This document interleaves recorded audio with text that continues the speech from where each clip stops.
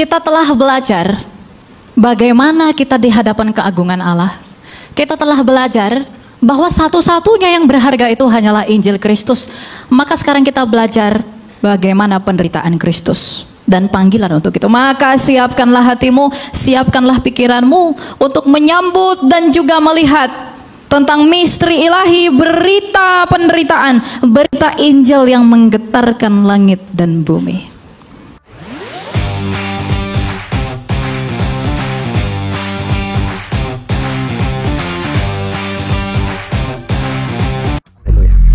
Bapak, kami bersyukur Engkau mengizinkan kami untuk dapat beribadah untuk hari ini dan kembali lagi memuliakan-Mu. Segala puji dan syukur bagi-Mu Bapa. Untuk sekarang kami mau mendengarkan kebenaran firman-Mu lagi. Maka kiranya Engkau yang berkenan memberikan kami hikmat dan kebijaksanaan, agar kami dengan rendah hati dapat menerima kebenaran firman-Mu yang menghajar dan menegur kami, agar semakin berkenan di hadapan-Mu. Terimalah kami Bapa di dalam kerajaan-Mu. Ingatlah akan nama kami, rendahkanlah kami, agar kami semakin serupa dengan anak-Mu. Dalam nama Yesus kami telah berdoa. Amin. Shalom. Shalom. Masih kalah dengan yang tadi siang. Shalom. Masih kalah juga. Shalom. Oke. Shalom juga ya. Hari ini adalah sesi yang ketiga, sekaligus adalah sesi perpisahan terakhir. Saya di KSJS Surabaya sebelum saya meninggalkan Surabaya dan kembali ke tempat saya. Saya berterima kasih kepada Allah Tritunggal yang Maha Kudus karena perkenanannya kita dapat bertemu. Saya berterima kasih kepada Bapak Gembala dan Ibu Gembala KSJS Surabaya. Saya berterima kasih kepada Pak Ben yang menemani saya. Saya berterima kasih juga dengan semua pelayan perjamuan kudus. Terima kasih para pemusik semua, worship leader dan sebagainya. Dan terima kasih buat Ibu Lydia dan Ibu Fah yang special thanks untuk menemani saya. Dan terima kasih buat semua jemaat yang hadir. Berkat doa Anda semua kita dapat bertemu hari ini. Ya, kita akan belajar firman Tuhan sebagai bentuk seri yang ketiga dari apa yang telah saya bawakan. Tadi pagi kita telah belajar bahwa bagaimana manusia di hadapan keagungan Allah. Yang kedua kita telah belajar yang berharga itu hanyalah Injil. Dan yang ketiga kita akan belajar panggilan untuk menderita. Silakan ya. Panggilan untuk menderita saya ambil dari 2 Timotius 2 ayat 3 dan 4. Jadilah prajurit Kristus. Coba judulnya, jadilah prajurit yang berjuang akan panggilan Yesus Kristus yang telah bangkit dan untuk Injilnya yang kudus. Kita baca ayatnya. Ikutlah menderita sebagai seorang prajurit yang baik dari Kristus Yesus. Seorang prajurit yang sedang berjuang tidak memusingkan dirinya dengan soal-soal penghidupannya, supaya dengan demikian ia berkenan kepada komandannya. Ini adalah puncak dari pemberitaan saya, Bapak Ibu, selama saya melayani 3 sesi di tempat ini. Apa yang mau saya ajarkan, apa yang mau saya bawakan dari tema ini? Kita telah belajar bagaimana kita di hadapan keagungan Allah. Kita telah belajar bahwa satu-satunya yang berharga itu hanyalah Injil Kristus. Maka sekarang kita belajar bagaimana penderitaan Kristus dan panggilan untuk itu. Maka siapkanlah hatimu, siapkanlah pikiranmu untuk menyambut dan juga melihat tentang misteri ilahi, berita penderitaan, berita Injil yang menggetarkan langit dan bumi.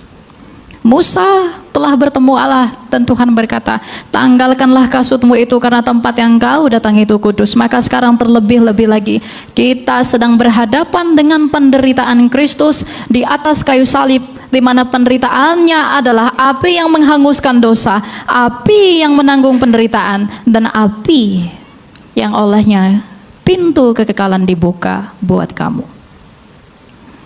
Karena Kristus telah menderita, Rasul Petrus mengatakan, bukankah ia teladan? Kalau ia sendiri telah menderita, maka kamu pun harus mengikut dan mengambil bagian di dalam penderitaan itu, supaya engkau berkenan bagi Dia yang adalah komandanmu. Maka sekarang saya mengajak semua yang mendengarkan untuk ikut menderita. Menderita di dalam apa? Di dalam Injil. Ada 3 hal yang mau saya sampaikan tentang penderitaan di dalam Kristus. Yang pertama, penderitaan itu adalah awal kita dimuliakan. Yang kedua, penderitaan itu adalah pemurnian jiwa kita. Dan yang ketiga, penderitaan itu adalah jalan yang kudus. Bukankah Kristus dengan jalan menderita telah mati di dalam penderitaannya agar engkau dan saya memperoleh keselamatan? Lihatlah Adam dan Hawa. Lihatlah kepada Yusuf, ia harus menderita, dijual sebelum ia dimuliakan. Lihatlah kepada Musa, ia harus menderita di padang gurun sebelum ia melihat tanah Kanaan. Lihatlah kepada Habel yang menderita dan dibunuh demi kebenaran oleh Kain. Dan lihatlah para nabi bangsa Israel yang telah mati dan menderita oleh karena kebenaran. Karena kebenaran itu tidak kompromi dengan apapun. Kebenaran Injil Tuhan itu menyinggung semua orang. Kalau Injil itu tidak menyinggung, itu bukan Injil. Karena Injil datang sebagai kabar yang kudus, sedangkan kita yang menerimanya begitu berdosa. Maka Injil itu akan membuat kita menderita agar kita sama dikuduskan sebagaimana Kristus menguduskan umatnya.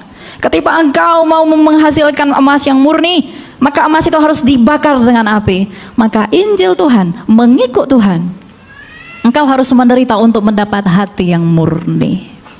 Kalau tadinya penderitaan itu adalah kutuk dari dosa, maka sekarang kita temukan sesuatu yang baru sebagai bentuk pembaruan dari penderitaan itu, bahwa di dalam Kristus penderitaan adalah jalan kita untuk memperoleh keselamatan itu dengan penuh. Karena kalau Kristus saja telah menderita bagimu dan dia adalah teladan bagimu, lalu mengapa engkau tidak mau menderita? Kalau dia saja yang adalah Tuhan menderita, mengapa kamu yang mengikuti dan lebih rendah dari Tuhan itu tidak mau menderita? Bukankah hamba tidak pernah lebih tinggi dari tuannya? Saya tahu bahwa kita semua di sini punya penderitaan. Kita semua di sini punya masalah. Kita di sini semua punya pencobaan. Tetapi dengan jalan itu Rasul Paulus berkata bahwa di dalam pencobaan-pencobaan yang ada padamu itu hanyalah pencobaan-pencobaan biasa, yang dengan demikian Allah mengizinkan pencobaan itu. Ia memiliki maksud yang kudus, agar di dalam pencobaanmu itu ia memurnikan imanmu. Sama seperti Ayub, iblis mencobai ia, tapi pada saat yang sama Allah menguji Ayub. Dan ketika Ayub diuji imannya, ketika ia diuji begitu berat dan ia tetap memilih beriman, upahnya adalah kemuliaan yang ia peroleh. Ayub, gambaran penderitaan Ayub dan pemulihan Ayub adalah gambaran tentang penderitaan orang Kristen yang akan mendapatkan kemuliaan. Rasul Paulus dalam suratnya kepada jemaat di Roma berkata, penderitaan kita di dalam Kristus itu tidak sebanding dengan kemuliaan yang akan kita peroleh ketika ia datang sebagai raja. Jadi kalau ada orang yang mau menjadi Kristen tapi ia tidak mau menderita, Kristus berkata, ikutlah aku dan pikulah salibmu. Bagaimana caranya saya memikul salib? Menyalibkan egomu, menyalibkan dosa-dosamu, keluar dari hawa nafsumu yang membinasakan. Sebab engkau telah menerima misteri di dalam perjamuan kudus. Tubuh dan darahnya adalah api yang menghanguskan. Kalau tubuh dan darahnya telah tercurah di kayu salib 2000 tahun lalu, dan engkau telah menerima itu dalam mistika perjamuan ilahi, maka seharusnya kita yang menerima tubuh dan darah Kristus juga harus menanggung dan ikut menderita dan menghasilkan hidup yang kudus. Penderitaan kita adalah meninggalkan kedagingan kita. Penderitaan di sini bukan berarti kamu tidak perlu cari uang lalu kamu tidak makan, kamu tahan lapar, bukan. Tapi penderitaan di sini adalah bagaimana kita setiap hari berusaha untuk melawan apa yang daging kita ingini, sehingga kita semakin lama semakin sempurna dengan Kristus. Orang kudus adalah orang yang mau dikuduskan. Orang fasik adalah orang yang menolak pengudusan. Maka untuk menjadi murni, kita harus dibakar dengan api. Untuk memiliki iman yang murni, kita harus dibakar dengan penderitaan. Mengikut Yesus bukan tentang kesenangan yang kamu peroleh. Setiap ada orang yang datang kepada saya mau percaya Yesus, saya selalu bilang, ikut Yesus tidak enak. Kamu jangan berpikir ikut Yesus kamu bisa dapat segala sesuatu. Ikut Yesus engkau harus menyalibkan dirimu. Engkau tidak peduli apa yang dikatakan Rasul Paulus tadi tentang penghidupanmu, karena kamu punya iman, di mana imanmu itu akan menyelamatkan kamu. Menjadi orang Kristen adalah panggilan untuk menderita. Menjadi orang Kristen adalah panggilan untuk dimurnikan di dalam api. Untuk menjadi Kristen adalah panggilan untuk dimurnikan. Jiwamu yang sakit oleh karena dosa itu dimurnikan di dalam salibnya Kristus. Jadi renungkanlah hal itu, bahwa mengikut Yesus bukan sesuatu yang menyenangkan dagingmu, tapi itu menyenangkan jiwamu. Itu tidak memberi kesegaran bagi dagingmu sebelum pemulihan itu terjadi pada hari kebangkitan, karena sekarang kita masih fana. Tapi pada hari kebangkitan, ketika kita dinyatakan seperti perkataan Rasul Paulus, kita akan dimuliakan, sehingga penderitaan yang kita peroleh ini tidak ada apa-apanya. Jadi Bapak Ibu yang sekarang sedang berada dalam pencobaan, sedang di dalam masalah, sedang ada di dalam berbagai problem yang membuat kamu mulai kehilangan iman, yang membuat kamu mulai meragukan Kristus, yang membuat kamu semakin ragu kepada Tuhan, yang membuat kamu mau meninggalkan Tuhan. Ingatlah, penyembahan yang terdalam adalah penyembahan di dalam kesakitan. Ketika engkau menyembah Allah di dalam sukacitamu itu hal biasa, tapi ketika engkau menyembah Dia dan sambil dan pada saat yang sama engkau menderita, begitulah penyembahan yang sejati. Karena sebagaimana Kristus sendiri, Ia berseru kepada Bapanya di dalam kesakitan. Ia berkata, ya Bapa, ampunilah mereka sebab mereka tidak tahu apa yang mereka perbuat. Ia mengagungkan Bapanya yang adalah sumbernya di dalam penderitaannya. Dan kalau Ia teladan, maka engkau dan saya harus mengikuti Dia yang adalah teladan itu. Ignatius ketika dia mau dimakan di kandang singa, dia berkata, biarlah singa-singa memakan tubuhku, agar Kristus yang adalah roti hidup memulihkan aku. Lihatlah kepada para rasul, bagaimana mereka tidak takut mati karena melihat keajaiban Injil Tuhan.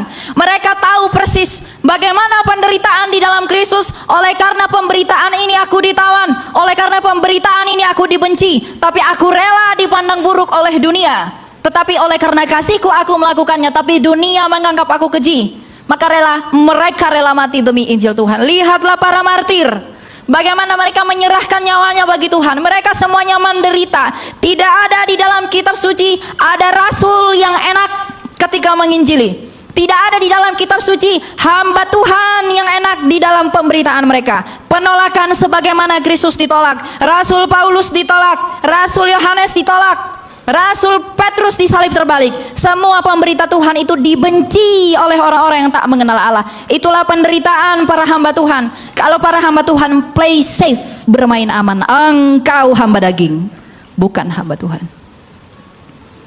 Kalau hamba Tuhan bermain aman, kalau hamba Tuhan bermain-main dengan firman Tuhan, kompromi dan mencampurkannya dengan apa yang di luar dari kehendak ilahi dan misteri ilahi itu, yang adalah Injil yang agung itu, engkau bukan hamba Tuhan. Bahkan kalau saya pun mengkompromikan itu dengan pikiran-pikiran saya yang tidak seturut dengan keinginan Kristus, maka buanglah saya, jangan dengarkan saya. Karena Injil itu menelanjangi dosamu. Saya berharap GSJS adalah gereja yang menelanjangi dosa setiap orang yang datang ke tempat ini. Tapi tidak hanya menelanjanginya, tetapi juga menanggung beban penderitaan itu dengan membawa jemaatnya keluar dari penderitaan agar semakin serupa dengan Kristus. Gereja adalah ibu. Makanya di dalam Wahyu 12 ada tentang perempuan yang mengandung yang ada 12 bintang di atas kepalanya. Itu adalah simbol gereja yang didirikan di atas 12 para rasul. Jadi gereja adalah ibu, di mana melalui gereja kita menemukan kasih Allah, melalui gereja kita bisa menemukan terang, dan di dalam dan melalui gereja kita menemukan pertobatan. Maka gereja harus siap menderita sebagaimana gereja mula-mula dianiaya oleh orang-orang jahat. Berbahagialah mereka yang mati sebelum masa kesusahan itu. Berbahagialah mereka yang mati di dalam Kristus. Karena kalau waktu kesusahan itu tiba, anti Kristus itu dinyatakan, mungkin banyak yang murtad meninggalkan dia. Maka panggilan menjadi Kristen itu panggilan untuk menderita. Kalau ada orang yang mau percaya Yesus karena dia melihat betapa spektakulernya panggung, kalau ada orang mau percaya kepada Yesus karena ia melihat betapa megahnya gereja, ujilah dirimu sendiri. Apakah jikalau aku menyediakan satu lilin di sini dan tidak ada orang, maukah engkau hadir di dalam perjamuan ini? Mengapa engkau datang ke gereja? Mengapa engkau mau beribadah? Mengapa saya datang ke gereja? Mengapa saya mau beribadah? Apa yang saya cari? Saya mencari hadirat Allah atau saya mau memuaskan keinginan saya? Ujilah dirimu, maka aku pun menguji diriku. Mengikut Kristus adalah panggilan untuk menderita. Agar di dalam penderitaan itu kita diuji, di dalam penderitaan itu kita dimurnikan, dan di dalam penderitaan itu ada kerendahan hati. Kalau orang tidak pernah menderita, tidak akan pernah rendah hati. Orang yang tidak pernah menderita tidak akan bisa rendah hati. Karena di dalam penderitaan itulah orang Kristen memahami betapa agung dan besarnya kasih karunia Allah. Di dalam kesakitan itulah dia menyembah Allah. Di dalam kesakitan itulah dia tetap bersyukur. Di dalam kesakitan itulah dia tetap memuliakan Allah. Karena persembahan yang terbesar bagi Allah adalah hati yang hancur. Bukan uangmu, bukan hartamu. Rasul Paulus menyatakan kepada jemaat di Roma bahwa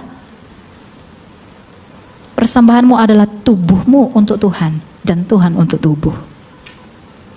Maka gunakanlah seluruh hidupmu. Gunakanlah seluruh apa yang kita pakai. Gunakanlah seluruh talenta kita, kecerdasan kita, harta kita, dan segala sesuatu yang ada pada kita untuk memuliakan Allah. Dengan demikian itulah jalanmu menderita. Mungkin engkau sangat sulit untuk memberi waktumu bagi saudaramu, tapi ketika engkau rela melawan itu dan akhirnya memberikan waktumu, itulah pengorbananmu dan itulah penderitaanmu. Ada begitu cantik orang di sana, aku ingin bersama-sama dengan dia dan mau berdosa dengan dia. Tetapi kalau engkau melawan keinginanmu itu, itulah penderitaanmu. Ketika ada yang menggodamu dan itu begitu menyenangkan, lalu engkau berusaha menolak keinginan dagingmu itu, itulah penderitaanmu. Ketika ada orang yang berusaha ingin memberikan engkau yang baik tetapi bukan hasil dari yang baik, engkau menolaknya meskipun itu menjanjikan bagi hidup dan dagingmu, itulah penderitaanmu jikalau kamu menolaknya. Artinya apa? Injil yang telah kita perkatakan itu menuntut kita untuk bisa jujur di dalam apa yang dia kehendaki. Jadi menjadi Kristen itu tidak mudah. Tuhan Yesus berkata jalan itu sempit. Janganlah ada orang berpikir jalan itu begitu lebar, sehingga dengan kebebasanku, tanpa pertobatanku, tanpa keinginan hatiku yang mau menderita bersama Kristus, sebagaimana Kristus dalam keadaannya sebagai manusia tidak berdosa, dan kita yang mengenakan Kristus dalam baptisan berusaha untuk tidak hidup di dalam dosa. Orang yang seperti itu adalah orang yang diperkenankan Allah. Sekarang tanyakan pada hatimu, apakah engkau mau rela menderita, melepaskan semua keinginan dagingmu, melepaskan semua hawa nafsumu yang membinasakanmu, melepaskan semua yang membuatmu semakin jauh dari Allah dan semakin hidup di dalam dosa? Kalau kita tidak mau melepaskan itu, berarti kita tidak mengenal Tuhan. Adalah kekejian kalau kita mengatakan saya orang yang diselamatkan, tapi kita tidak punya hati yang mau menderita bagi Kristus. Adalah kekejian bagi orang Kristen mengatakan aku pasti diselamatkan, tapi pada saat yang sama ia tidak mau menanggalkan manusianya yang lama. Dan adalah kekejian bagi orang yang mengatakan aku sudah diselamatkan, bagi orang yang tidak mencintai salib Tuhan. Karena mungkinkah ada cinta tanpa pengorbanan? Adakah cinta tanpa pengorbanan? Bagaimana kamu tahu bahwa Allah itu mengasihimu? Tapi Injil Yohanes begitu agung mengatakan, karena begitu besar kasih Allah akan dunia ini, sehingga ia mengaruniakan, berkorban buat Tuhan, buat kita manusia. Maka kita pun harus mau melakukan hal yang sama, mengorbankan waktu kita, mengorbankan pikiran kita, mengorbankan apa yang ada pada kita bagi kemuliaan Allah. Karena di dalam hal itulah cintamu dinyatakan. Mungkinkah engkau menyatakan aku mencintaimu, tapi engkau tidak mau berkorban bagi dia yang kamu cintai? Untuk itulah mengikut Yesus adalah panggilan untuk menderita.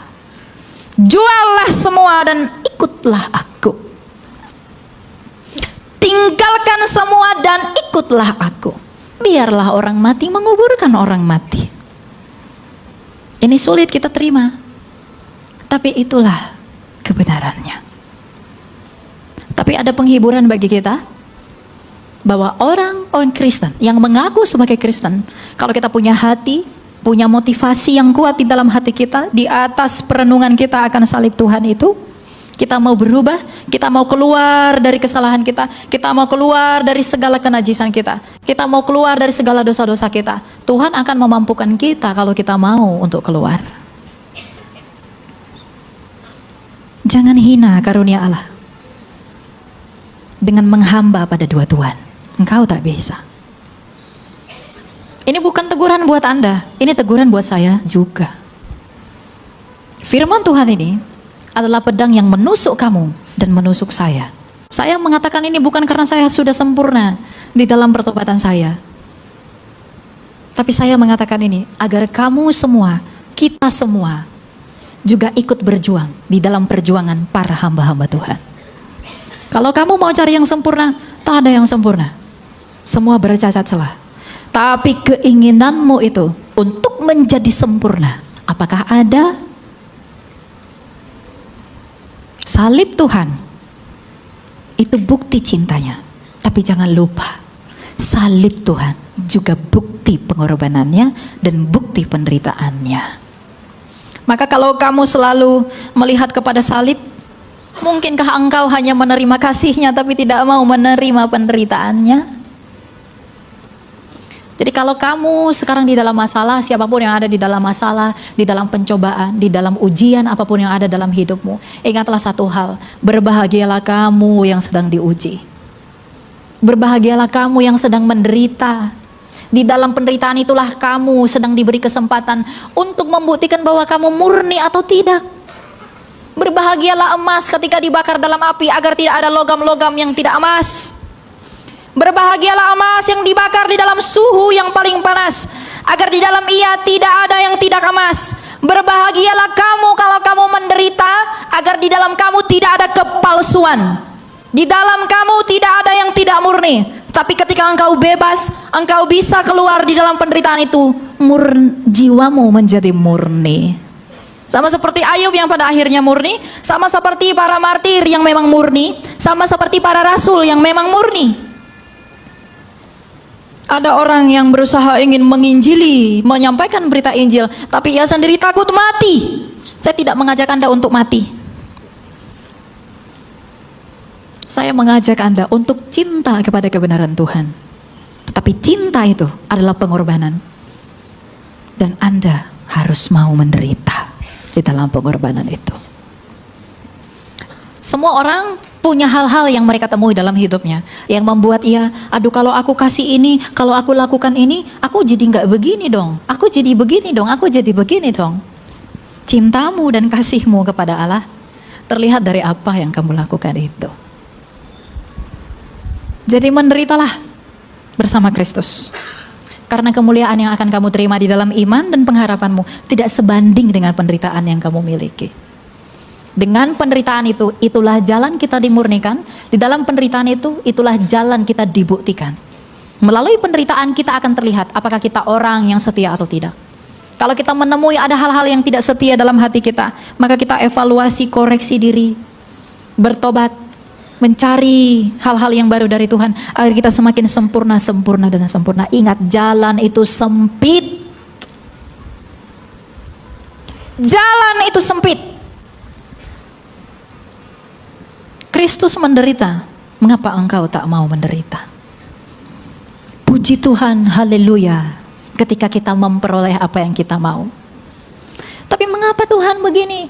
Apakah Engkau Tuhan? Apakah aku mau cari yang lain aja? Aku mau meninggalkan Tuhan aja karena kamu menderita.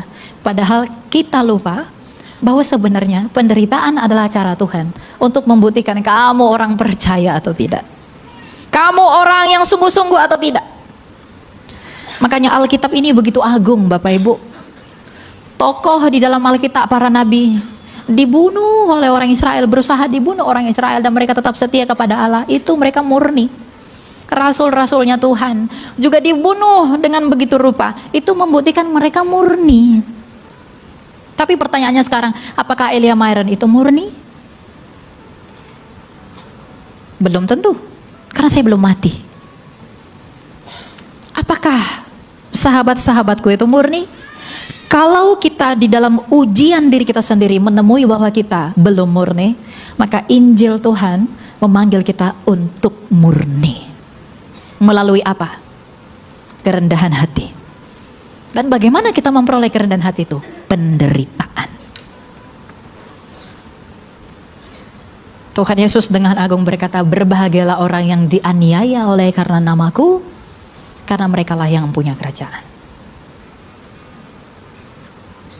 Saya tidak mengajak Anda untuk menjadi radikal dalam pengertian berdosa ketika berjalan bersama Tuhan. Tapi pikirkanlah bahwa ketika aku melihat kepada salib, ketika aku percaya kepada Tuhan, ketika aku semakin mencintainya, aku tidak berharap apapun selain jiwaku yang murni.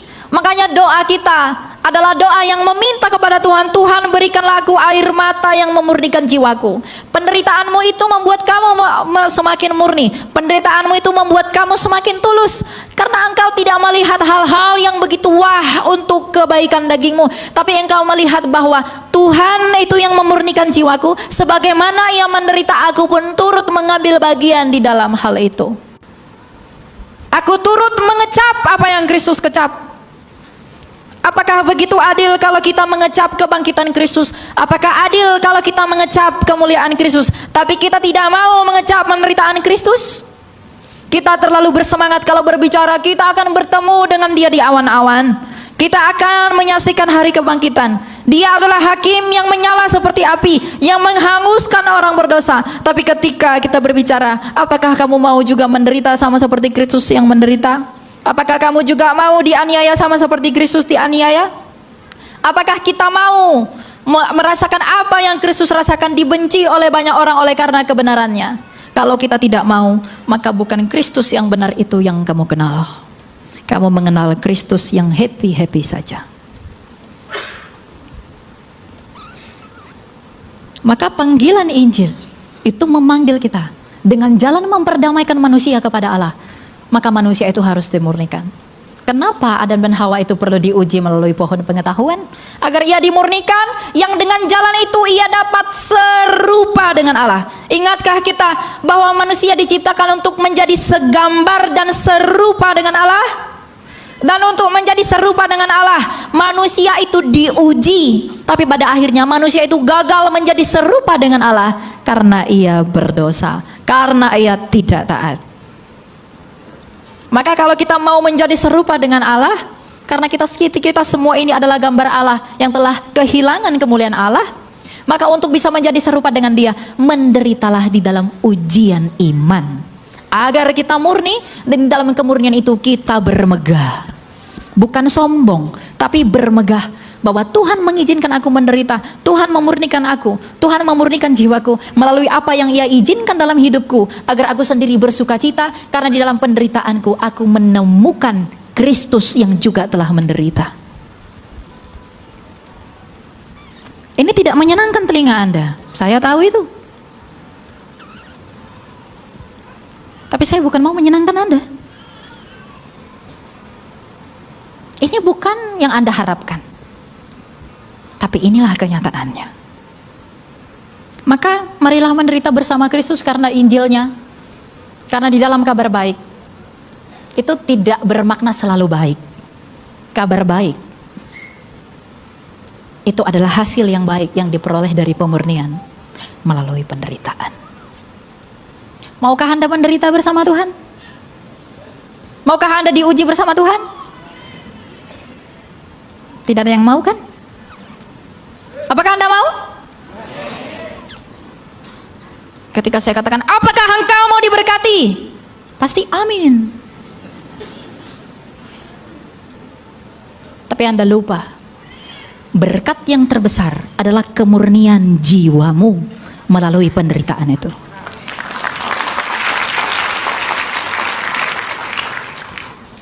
Adakah berkat yang terbesar daripada pengampunan dosa? Ada? Tidak ada. Berkat yang terbesar adalah pengampunan dosa.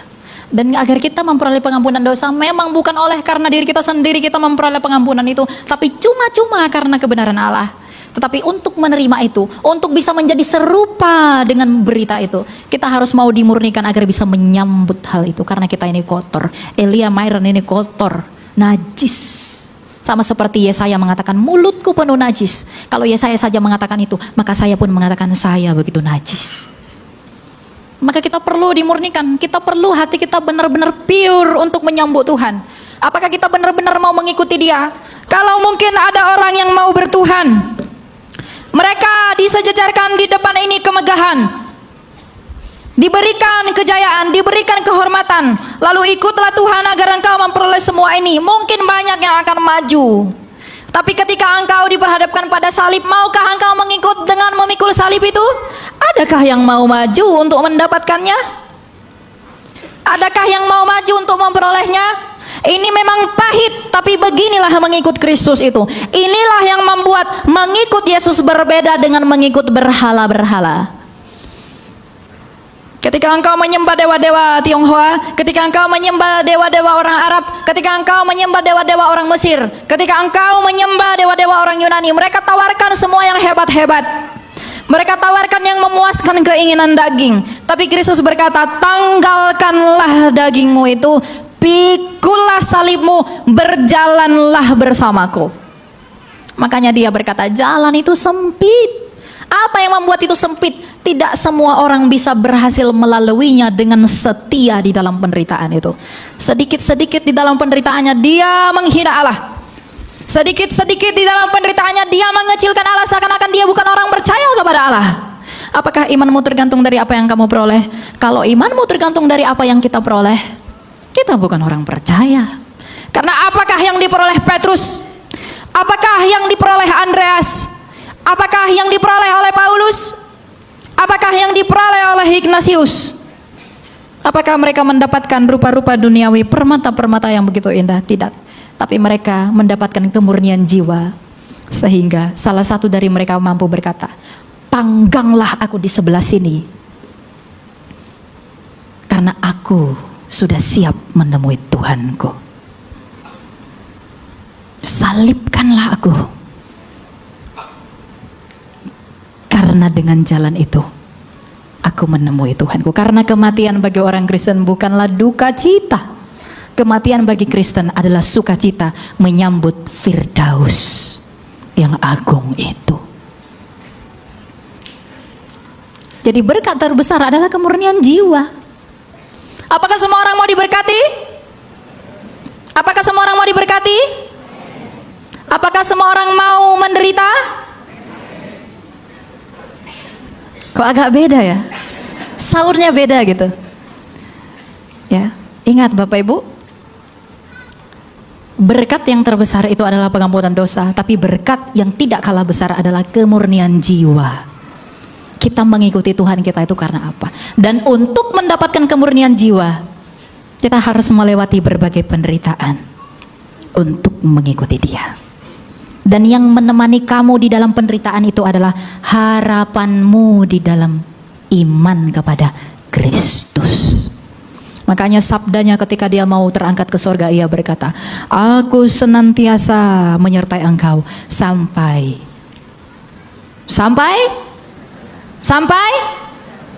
kesudahannya.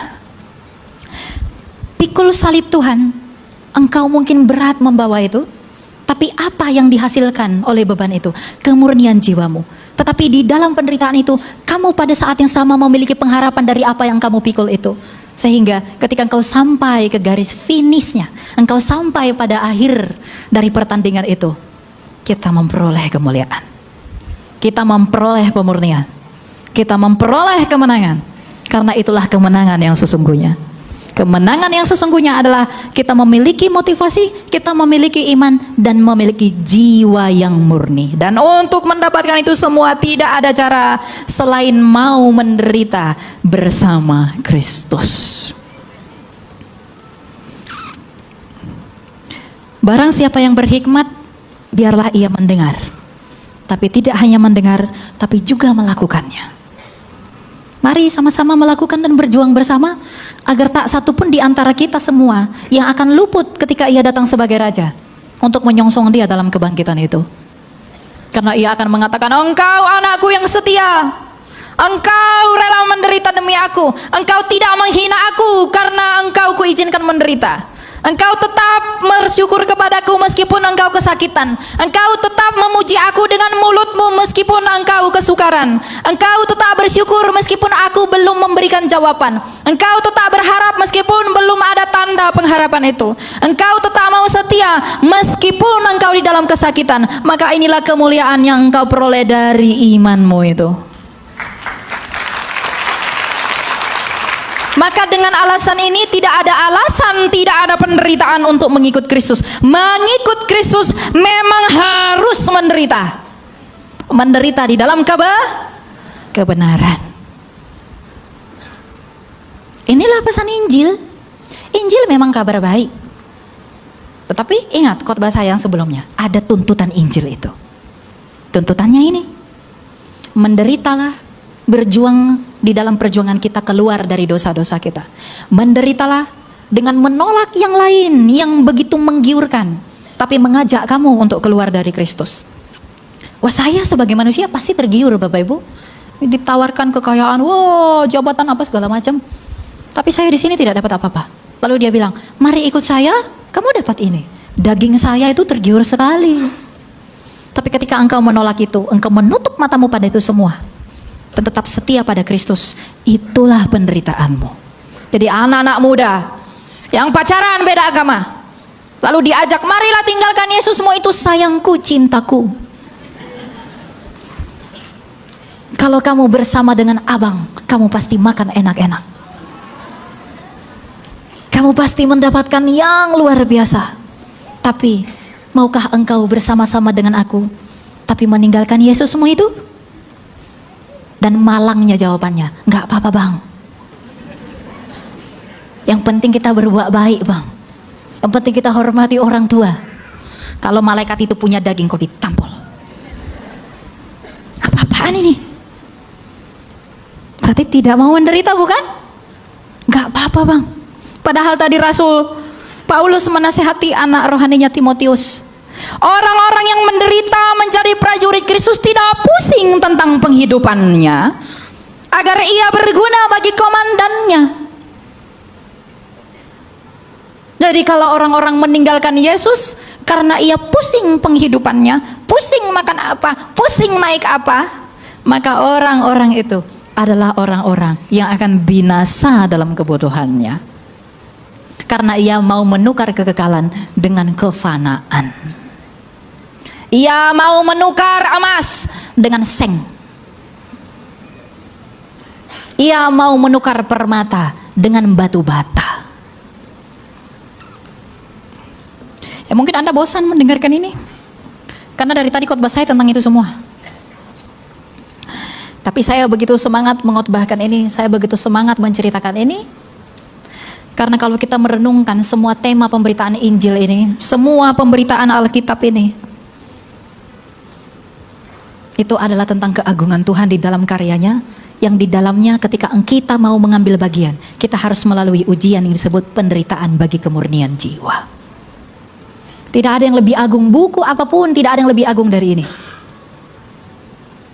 Oleh karena itu, marilah menderita bersama Kristus. Jangan tawar hatimu kalau engkau menderita, tapi tetaplah berpengharapan, berproses sampai engkau menemukan kemuliaanmu yang akan dinyatakan. Semua bangga punya Yesus, Semua bangga punya Kristus? Semua mau diberkati dong? Semua mau menderita juga? Semua mau setia? Kemuliaan hanya bagi Allah. Sebelum saya mengakhiri khotbah saya mau mengajak teman-teman untuk menyanyikan satu lagu sebagai penutup. Judul lagunya adalah Berilah Terang. Ada liriknya? Saya juga agak lupa soalnya.